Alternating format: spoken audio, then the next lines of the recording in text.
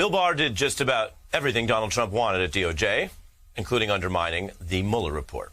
Then after Trump's loss, Barr made a point of leaving town early, resigning on December 23rd, 2020.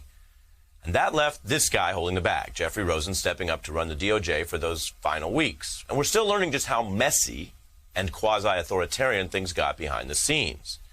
An ongoing Senate probe brought Rosen in to detail what many experts now see as clearly a failed, quote, coup attempt, with the Trump lackey writing up an actual plan to overturn Georgia's Biden victory by demanding the governor there call a special legislative sessions where Republicans might have hijacked the results. Now, other Trump appointees pushed back, one writing, "There's no chance I would sign on to that." Rosen now blowing the whistle on that Trump lackey inside DOJ, who went over his head to have these secret conversations with Trump to plot the possible election takeover. Here's Judiciary Chair Durbin on all of this new whistleblower testimony. Would you describe it as a coup attempt? Well, it's its own version. We shouldn't dismiss this as just a bad day for Donald Trump.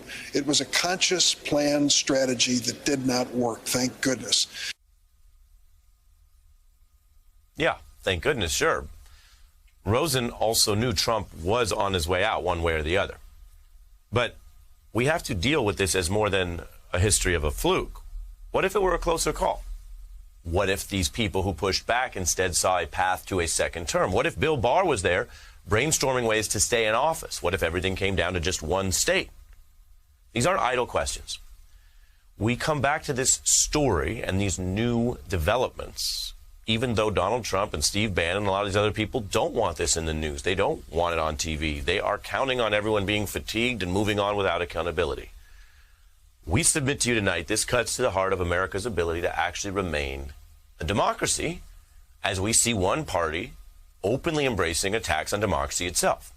So the Senate probe is a big part of getting to the bottom of all of it. And they're actually going to talk to another DOJ official ousted when he, like Rosen, stood up to improper demands to abuse DOJ power to attack elections, according to reporting in the Wall Street Journal. And more elected Democrats are saying now what progressives warned a long time ago, that Donald Trump is literally serious, backed by a Republican Party that is literally serious about trying to overthrow elections when they lose, like a dictator would. The President of the United States, then Donald Trump, mounted a pressure campaign that was absolutely relentless, brutal, personally involved, directly aimed at the Department of Justice, seeking to break it and weaponize it to overthrow the election.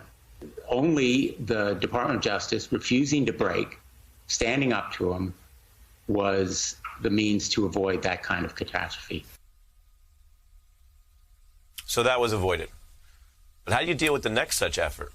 The Times reporting on scrutiny for Trump's inside man at DOJ, Jeffrey Clark, reporting the DOJ can determine if he, quote, crossed the line of potentially criminal behavior. In that case, the Inspector General could refer the matter to federal prosecutors.